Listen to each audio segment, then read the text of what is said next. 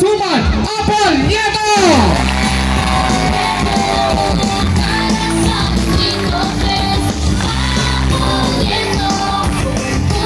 Parang may disco-disco dito. I love you more. Ayan, magandang gabi po sa inyong lahat. Kamusta po kayo?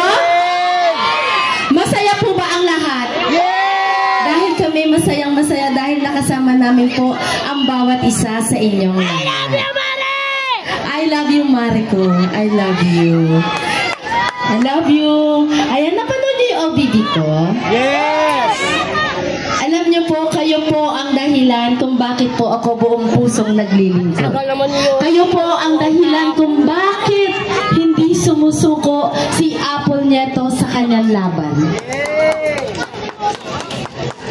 Alam niyo po, every time po na ako ay bumababa sa iba't ibang pamilya, alam niyo po, ang madalas na binubulong sa akin, Ma'am Apple Nieto, anak ko, hindi kita iiwan sa laban mo. Hindi kita iiwan sa laban mo dahil never mo kaming iniwan. Lagi namin nararamdaman yung pagmamahal mo sa amin. Kaya po, sa lahat po ng aking kadistrito, sobra po ako nagpapasalamat sa inyo dahil alam ko, hindi pa ako konsehal nung panahon na yun, minahal niyo na ako. Hanggang sa dumating yung pagkakataon na ako ay binigyan niyong maging konsehal. At ngayon po, ang inyo pong mahal na si Apple Nieto ay meron pong ibang tatahakin na landas. Ngayon po ako ay nasa inyong harapan. Dala ko po yung mas malaking pangarap ko sa inyong lahat. Yung pangarap ko po na maging congresswoman ng ating distrito. Ito po ay hindi pa tungkol sa aking sarili. Ito po ay tungkol sa lahat ng pamilyang nangangailangan ng tulong.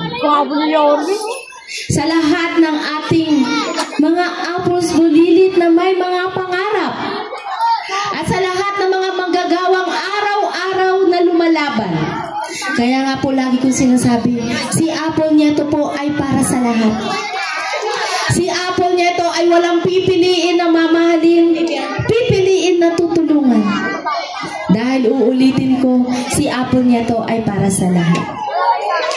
Dahil binigay ako ng Panginoon para po sa inyong lahat. Kaya hindi ko po kayo sasaktan, hindi ko kayo pababayaan. Haalagaan ko lang.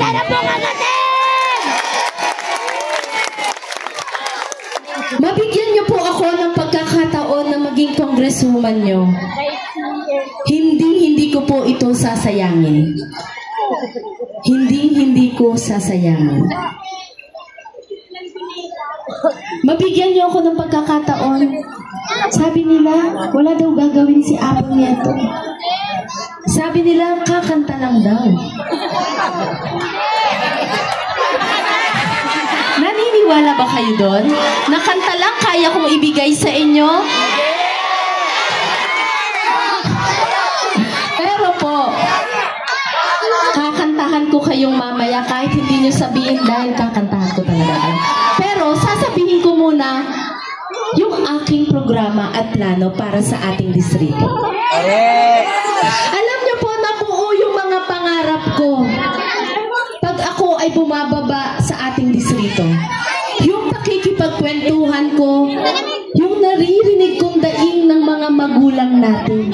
Doon nabuo yung mga programa at proyekto na ating gagawin sa ating distrito. Uunahin ko na, syempre pag kailangan natin pagtuunan ng atensyon, ang pang-edukasyon.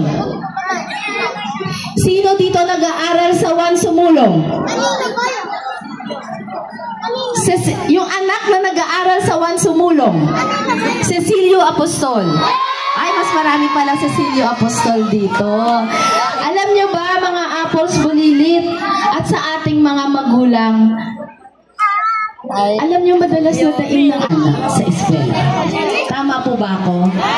Kaya ang nangyayari, ang ginagawa ng mga magulang natin, humihingi ng contribution para sa ating mga anak para makabili ng electric fan. Tama ba ako? tutugunan. Para hindi na humingi ng contribution. At lalong-lalo na, hindi na mahihirapan yung mga anak natin. Tama po ba ako? Gusto nyo ba palagyan natin ng air condition ng lahat ng ating pampublikong eskwelahan? Wala pong umpisimple dyan. Dahil nakita nyo naman po yung proyekto na ginawa ni Yorme Isko Moreno. 4 na eskwelahan po, 10-story air conditioner. Sabi nga, pinuntahan ko yung Albert, sobrang lamig eh. Kailangan talaga ng jacket. Kaya, handa na ba kayo? Pero hindi ko yung magagawa mag-isa. Sasamahan niyo ba ako? At syempre, hindi lang pa air condition ang ating ibibigay. Syempre, yung madalas din na tanong sa akin, Ma'am, wala na ba yung yung educational assistance mo dati? Yan ang isa sa ibabalik. Ang educational assistance sa senior high at pagdating naman sa college yung ating check. Gusto niyo po ba yun? Yes! At syempre, hindi lang pang edukasyon yung pagtutuunan natin ng atensyon, pati pang kalusugan. Na nasimulan ko na ang pagbibigay ng monthly maintenance ng mga gamot sa ating mga senior citizen. Pero nalaman ko, hindi pala senior citizen lang pala ang nag-maintenance, pati pala 20 years old pataas ay high blood na. Ba't ba na high blood kayo dyan? Pero yun po, kaya sabi ko yung maintenance natin na gamot ay para sa lahat na. Binukas na natin para sa lahat, hindi na lang pang senior citizen, para sa lahat na. Kaya nga maraming bumubulong sa akin ng mga mamis, Ma'am Apple, hindi mo ba dadagdagan yung gamot mo? Kasi nga po 5 lang po yung gamot natin na ibibigay. Pero sabi ko, pag binigyan mo ako ng pagkakataon, dadagdagan natin yan. Ang gulong sa akin, lagyan ko daw ng cetirizine at atorvastatin. Gusto nyo ba yun? Yes! Sasamahan nyo ba ako? Yes! At syempre, hindi lang maintenance na gamot ang gagawin natin. Ito rin ang daing ng ating mga magulang. Ma'am Apple, yung anak ko, meron sakit, pero hindi pwede sa ospital na to. Kailangan ko pang bumiyahe sa Quezon City, sa PCMC. Sobrang layo. Sana magkaroon din tayo ng ganun, pambatang ospital. Kaya po, tutugunan natin yan. Gagawa tayo ng ospital na para sa mga bata. Gusto nyo po ba? Yes! Para maibsan din yung nararamdaman ng ating mga magulang. Lalong-lalo na yung mga anak natin na may matinding karamdaman. Gusto nyo po ba? Yes! Ulitin ko, sasamahan nyo ba? Opo! At syempre, hindi lang pangkalusugan ng pagtutuunan natin ng atensyon. Pangkabuhayan. Pangkabuhayan po. Pero alam ko ngayon, ang panahon ngayon, ang daming paayuda. Tama ba ako? Tama! Daming ayuda, no? Pero po, Pinipili lang. mga kadistrito ko, isa lang po ang aking sasabihin. Hindi kami Maraming nagtatanong sa akin, Ma'am Apple, kapag ba ikaw nabigyan ng pagkakataon, mawawala? Kasi may mga naririnig kami. Isa lang po ang aking kasagutan po dyan, hindi po mawawala yung mga programa po na yan. Dahil po, kasama na po yan ng sistema ng gobyerno ng Pilipinas. Lahat po ng congressman, congresswoman ay meron pong ganyang programa. Kaya huwag kayong mag-alala. Maibibigay niyo sa akin ang inyong pagmamahal ng buong. At sabi ko, kaya ko sinabi yung pangkabuhayan, kasi sabi ko, di ba, mga kadistrito ko, hindi naman po sapat ang panandali ang ginhawa. Tama po ba ako? Tama! Hindi po sapat ang panandali ang ginhawa, kaya kailangan po natin ng pangmatagalan na solusyon. Tama! Gusto niyo po ba ng pangmatagalan na solusyon? Yes! Kaya ang pagtutuunan po natin ng atensyon, yung pangkabuhayan, pwede naman natin palawakin yung DOLE. Pwede natin palawakin ang TESDA. Tama po ba ako? Sasamahan niyo po ba ako?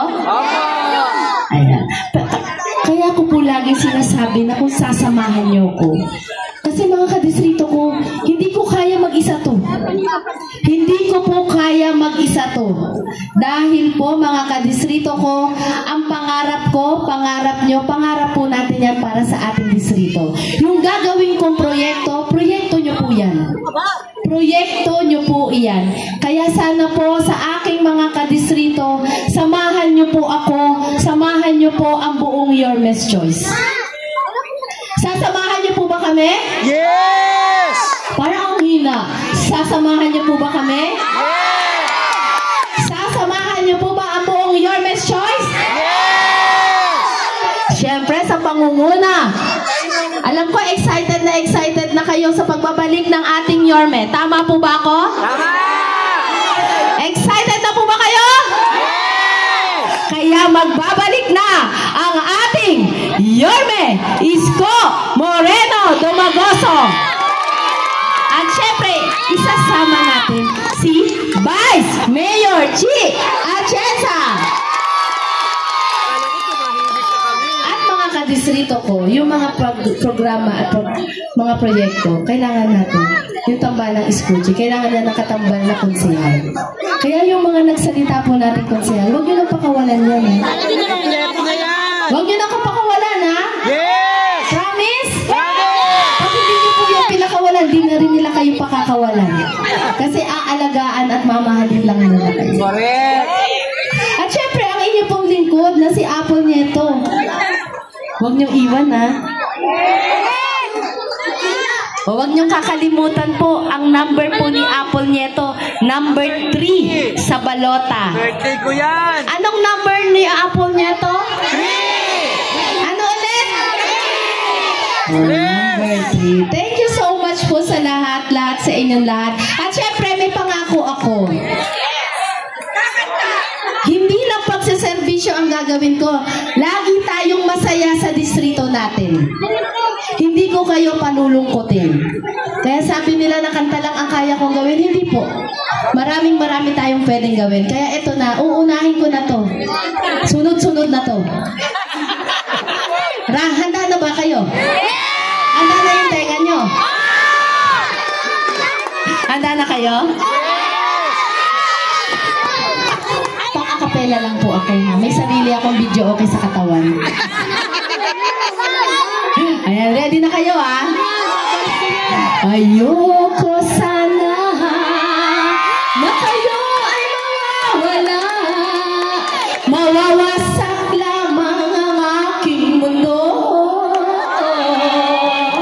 Ngunit anong magagawa kung talagang ayaw mo na? Sino ba naman ako para pigilin ka? Lumayo ka man ay maiiwan ang bakas ng ating pagmamahal. Ang awiting ito ay alaala na hindi kita malilimutan pagkat ikaw ang tanging laman ng aking mundo, ng aking puso, ng aking buhay. Ang halik mo, namimiss ko. Ang halik mo, namimiss ko. Bakit iniwan mo ako?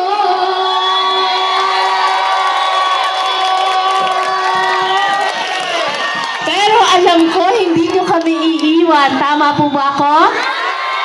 Hindi nyo po iiwan ang Yormes Choice? Muli po, maraming salamat po sa inyong lahat. Likas ang lakas! Mabuhay ang Distrito 3!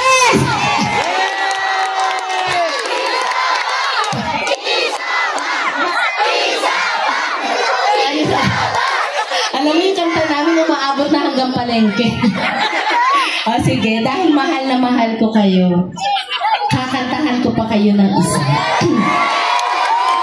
Mahal kita, pagkat mahal kita. Iniisip nila ay hindi mahalaga.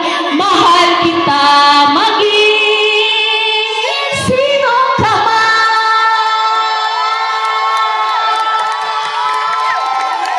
Di na tumaas yung boses ko. I love you! I love you! I love you! Thank you! Maraming